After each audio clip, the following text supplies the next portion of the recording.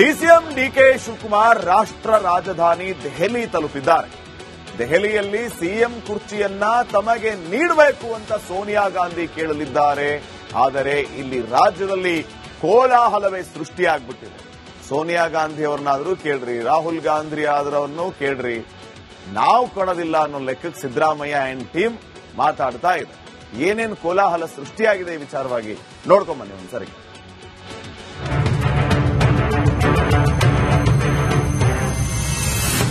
ಡಿಕೆಶಿ ಎಂಬ ನಾನು ಈ ಮಾತನ್ನು ವಿಧಾನಸೌಧದ ಮುಂದೆ ಹೇಳಬೇಕು, ಪ್ರತಿಜ್ಞಾ ವಿಧಿ ಸ್ವೀಕರಿಸಬೇಕು ಅಂತ ಡಿಸಿಎಂ ಡಿಕೆ ಶಿವಕುಮಾರ್ ಕಾಣುವ ಕನಸುಗಳಿಗೆ ಲೆಕ್ಕವೇ ಇಲ್ಲದಂತಾಗಿದೆ.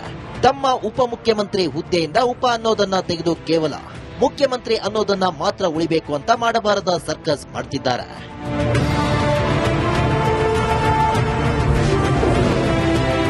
ಮತ್ತೆ ದೆಹಲಿ ಫ್ಲೈಟ್ ಹತ್ತಿದ ಡಿಕೆ ಶಿವಕುಮಾರ್. 3 ತಿಂಗಳಿಂದ ಇದೇ ಆಯ್ತು ಅಂತ ಸಿದ್ದು ಕೌಂಟರ್.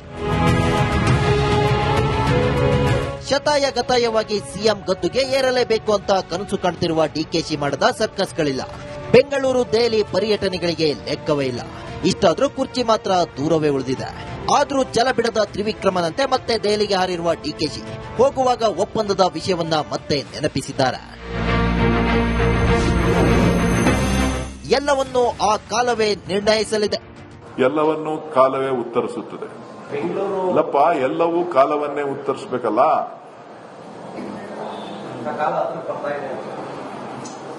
ನಾನು ಹಂಗ ಅನ್ಕೊಂಡಿದ್ದೀನಿ, ನೀವು ಹಂಗ ಅನ್ಕೊಳ್ಳಿ.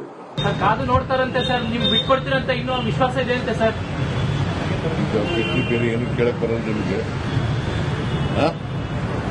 ಇನ್ನೇನು ಕೇಳೋದೇ ಇಲ್ವಲ್ಲ, ಬರೀ ಇದೆ. 3 ತಿಂಗಳಾಯ್ತು ಶುರು ಮಾಡಿ. ನೀವು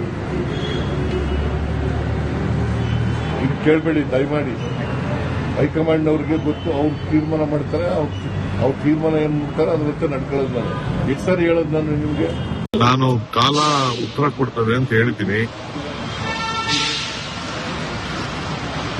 ನಾನೇನು ನಾವೇನ್ ಮಾತಾಡಿದೀವಿ ಅನ್ನೋದು ನಮ್ಗೆ ಮಾತ್ರ ಅಂತ ಹೇಳಿದೀನಿ. ಪ್ರತಿ ಬಾರಿಯೂ ಕೂಡ ಕಾಲ ಉತ್ತರ ಕೊಡುತ್ತೆ ಅಂತ ತಾವು ಹೇಳ್ತೀರಿ, ಸುರೇಶ್ ಅವರು ಹೇಳ್ತಾರೆ. ಆ ಕಾಲ ಯಾವಾಗ ಬರುತ್ತೆ ಅಂತ ಟೈಮ್ ನಾವು ಕೇಳ್ತೀನಿ. ಸಿಎಂ ಕೊಟ್ಟ ಮತ್ತು ಉಳಿಸಿಕೊಳ್ತಾರೆ. ಇಕ್ಬಾಲ್ ಅವ್ರು ಹೇಳಿರೋದು ತಪ್ಪೇನಿಲ್ಲ. ಎಲ್ರಿಗೂ ಒಂದೇ ಪಾಲಿಸಿ ಇರಬೇಕು. ಅಂದ್ರೆ ಅವರೇ ಹೈಕಮಾಂಡ್ ಆಗಿರೋದ್ರಿಂದ ಏನು ಸಮಸ್ಯೆ ಇಲ್ಲ. ಇವತ್ತು ನನಗೆ ಭರವಸೆ ಇದೆ, ನಿಧಾನ ಆದ್ರೂ ಕೂಡ ಕೊಟ್ಟ ಮಾತನ್ನ ಉಳಿಸ್ಕೊಳ್ತಾರೆ ಅಂತಕ್ಕಂಥ ಭರವಸೆ ನನಗಿದೆ. 5 ವರ್ಷ ಸಿದ್ದರಾಮಯ್ಯನವರೇ ಸಿಎಂ. ನಾನು ಅಜೇ ಪಕ್ಷದ ಕಾರ್ಯಕರ್ತಾಗಿ ನಾನು ಹೇಳ್ತಾ ಇದ್ದೀನಿ, ಸಿದ್ದರಾಮಯ್ಯ ಅವರು 28ವರೆಗೂ ಅವರೇ ಮುಖ್ಯಮಂತ್ರಿಯಾಗಿ ಇರ್ತಾರೆ. ಆದರೆ ನಮ್ಮ ಪಕ್ಷ ಹೈಕಮಾಂಡ್ ಪಕ್ಷ, ತೀರ್ಮಾನ ಮಾಡೋರು. ಸಿದ್ದರಾಮಯ್ಯನ ಮುಖ್ಯಮಂತ್ರಿ ಬದಲಾವಣೆ ಮಾಡೋಕ್ಕೆ ನನ್ನಿಂದ ನಿಮ್ಮಿಂದ ಸಾಧ್ಯ ಇಲ್ಲ.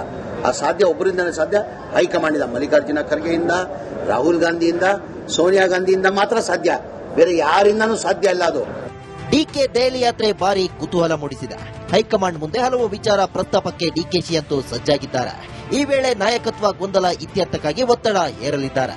ಸಿಎಂ ಪಟ್ಟ ಕೊಡಲೇಬೇಕೆಂದು ಬಿಗಿಪಟ್ಟು ಹಿಡಿಯುವ ಸಾಧ್ಯತೆಗಳನ್ನ ಅಲ್ಲಗೆಳೆಯುವಂತಿಲ್ಲ. ಈ ಮೂಲಕ ಬಜೆಟ್ ಬಳಿಕವಾದರೂ ಸ್ಪಷ್ಟ ತೀರ್ಮಾನ ಮಾಡಲಿ ಅನ್ನೋದೇ ಇದರ ಹಿಂದಿರುವ ಲೆಕ್ಕಾಚಾರ ಎನ್ನಲಾಗ್ತಿದೆ. Bureau report, republic Kannada. DCM DK Shivakumar ರಾಷ್ಟ್ರ ರಾಜಧಾನಿ ದೆಹಲಿ ತಲುಪಿದ್ದಾರೆ. ದೆಹಲಿಯಲ್ಲಿ ಸಿಎಂ ಕುರ್ಚಿಯನ್ನ ತಮಗೆ ನೀಡಬೇಕು ಅಂತ ಸೋನಿಯಾ ಗಾಂಧಿ ಕೇಳಲಿದ್ದಾರೆ. ಆದರೆ ಇಲ್ಲಿ ರಾಜ್ಯದಲ್ಲಿ ಕೋಲಾಹಲವೇ ಸೃಷ್ಟಿಯಾಗ್ಬಿಟ್ಟಿದೆ. ಸೋನಿಯಾ ಗಾಂಧಿ ಅವರನ್ನಾದ್ರೂ ಕೇಳ್ರಿ, ರಾಹುಲ್ ಗಾಂಧಿ ಆದ್ರವನ್ನು ಕೇಳ್ರಿ, ನಾವು ಕೊಡೋದಿಲ್ಲ ಅನ್ನೋ ಲೆಕ್ಕಕ್ಕೆ ಸಿದ್ದರಾಮಯ್ಯ ಅಂಡ್ ಟೀಮ್ ಮಾತಾಡ್ತಾ ಇದೆ. ಏನೇನು ಕೋಲಾಹಲ ಸೃಷ್ಟಿಯಾಗಿದೆ ಈ ವಿಚಾರವಾಗಿ ನೋಡ್ಕೊಂಬನ್ನಿ ಒಂದ್ಸರಿ.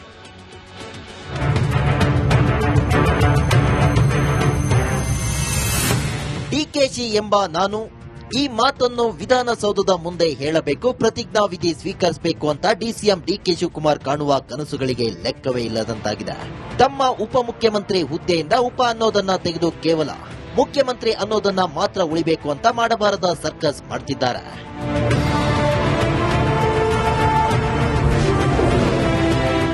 ಮತ್ತೆ ದೆಹಲಿ ಫ್ಲೈಟ್ ಹತ್ತಿದ ಡಿಕೆ ಶಿವಕುಮಾರ್. 3 ತಿಂಗಳಿಂದ ಇದೇ ಆಯ್ತು ಅಂತ ಸಿದ್ದು ಕೌಂಟರ್. ಶತಾಯ ಗತಾಯವಾಗಿ ಸಿಎಂ ಗದ್ದುಗೆ ಏರಲೇಬೇಕು ಅಂತ ಕನಸು ಕಾಣ್ತಿರುವ ಡಿಕೆಶಿ ಮಾಡದ ಸರ್ಕಸ್ಗಳಿಲ್ಲ. ಬೆಂಗಳೂರು ದೆಹಲಿ ಪರ್ಯಟನೆಗಳಿಗೆ ಲೆಕ್ಕವೇ ಇಲ್ಲ. ಇಷ್ಟಾದ್ರೂ ಕುರ್ಚಿ ಮಾತ್ರ ದೂರವೇ ಉಳಿದಿದೆ. ಆದ್ರೂ ಛಲ ಬಿಡದ ತ್ರಿವಿಕ್ರಮನಂತೆ ಮತ್ತೆ ದೆಹಲಿಗೆ ಹಾರಿರುವ ಡಿಕೆಶಿ ಹೋಗುವಾಗ ಒಪ್ಪಂದದ ವಿಷಯವನ್ನ ಮತ್ತೆ ನೆನಪಿಸಿದ್ದಾರೆ. ಎಲ್ಲವನ್ನೂ ಆ ಕಾಲವೇ ನಿರ್ಣಯಿಸಲಿದೆ. ಎಲ್ಲವನ್ನೂ ಕಾಲವೇ ಉತ್ತರಿಸುತ್ತದೆ. ಇಲ್ಲಪ್ಪ, ಎಲ್ಲವೂ ಕಾಲವನ್ನೇ ಉತ್ತರಿಸಬೇಕಲ್ಲ.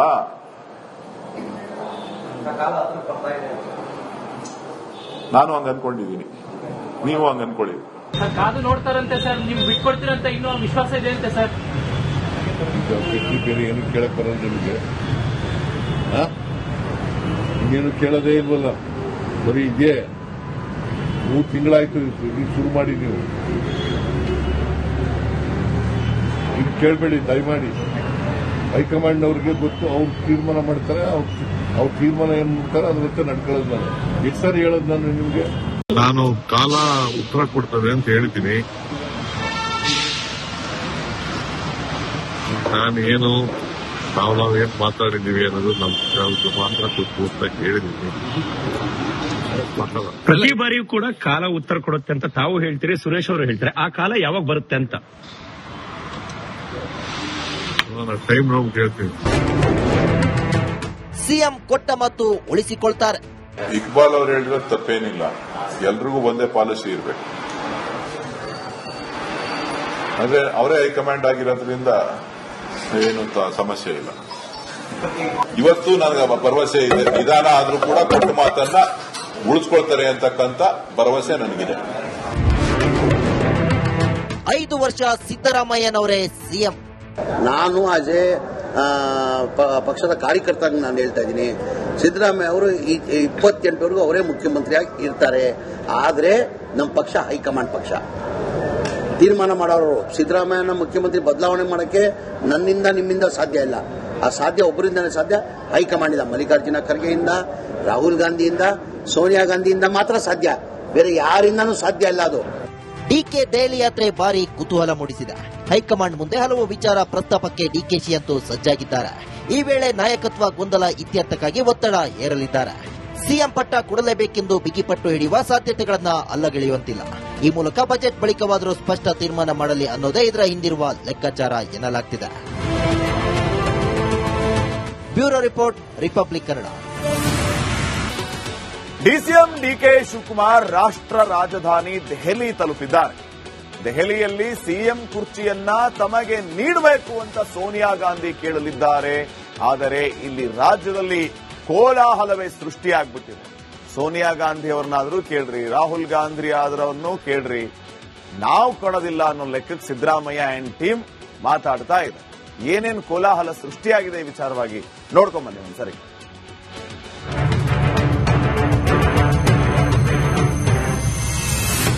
ಡಿಕೆಶಿ ಎಂಬ ನಾನು ಈ ಮಾತನ್ನು ವಿಧಾನಸೌಧದ ಮುಂದೆ ಹೇಳಬೇಕು, ಪ್ರತಿಜ್ಞಾ ವಿಧಿ ಸ್ವೀಕರಿಸಬೇಕು ಅಂತ ಡಿಸಿಎಂ ಡಿಕೆ ಶಿವಕುಮಾರ್ ಕಾಣುವ ಕನಸುಗಳಿಗೆ ಲೆಕ್ಕವೇ ಇಲ್ಲದಂತಾಗಿದೆ.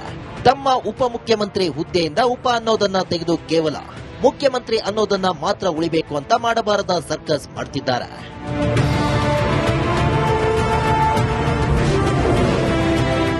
ಮತ್ತೆ ದೆಹಲಿ ಫ್ಲೈಟ್ ಹತ್ತಿದ ಡಿಕೆ ಶಿವಕುಮಾರ್. 3 ತಿಂಗಳಿಂದ ಇದೇ ಆಯ್ತು ಅಂತ ಸಿದ್ದು ಕೌಂಟರ್. ಶತಾಯ ಗತಾಯವಾಗಿ ಸಿಎಂ ಗದ್ದುಗೆ ಏರಲೇಬೇಕು ಅಂತ ಕನಸು ಕಾಣ್ತಿರುವ ಡಿಕೆಶಿ ಮಾಡದ ಸರ್ಕಸ್ಗಳಿಲ್ಲ. ಬೆಂಗಳೂರು ದೆಹಲಿ ಪರ್ಯಟನೆಗಳಿಗೆ ಲೆಕ್ಕವೇ ಇಲ್ಲ. ಇಷ್ಟಾದ್ರೂ ಕುರ್ಚಿ ಮಾತ್ರ ದೂರವೇ ಉಳಿದಿದೆ. ಆದ್ರೂ ಛಲ ಬಿಡದ ತ್ರಿವಿಕ್ರಮನಂತೆ ಮತ್ತೆ ದೆಹಲಿಗೆ ಹಾರಿರುವ ಡಿಕೆಶಿ ಹೋಗುವಾಗ ಒಪ್ಪಂದದ ವಿಷಯವನ್ನ ಮತ್ತೆ ನೆನಪಿಸಿದ್ದಾರೆ. ಎಲ್ಲವನ್ನೂ ಆ ಕಾಲವೇ ನಿರ್ಣಯಿಸಲಿದೆ. ಎಲ್ಲವನ್ನೂ ಕಾಲವೇ ಉತ್ತರಿಸುತ್ತದೆ. ಇಲ್ಲಪ್ಪ, ಎಲ್ಲವೂ ಕಾಲವನ್ನೇ ಉತ್ತರಿಸಬೇಕಲ್ಲ.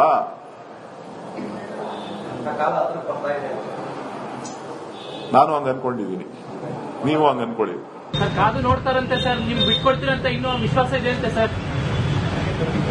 ಬೇರೆ ಏನು ಕೇಳಕ್ ಬರೋದು ನಿಮಗೆ? ಇನ್ನೇನು ಕೇಳೋದೇ ಇಲ್ವಲ್ಲ, ಬರೀ ಇದೆ.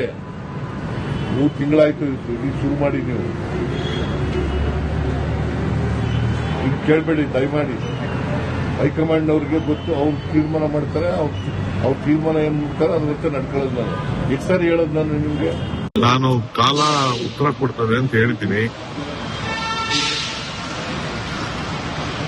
ನಾನೇನು ನಾವೇನ್ ಮಾತಾಡಿದೀವಿ ಅನ್ನೋದು ನಮ್ಗೆ ಮಾತ್ರ ಕೊಟ್ಟು ಅಂತ ಹೇಳಿದೀನಿ.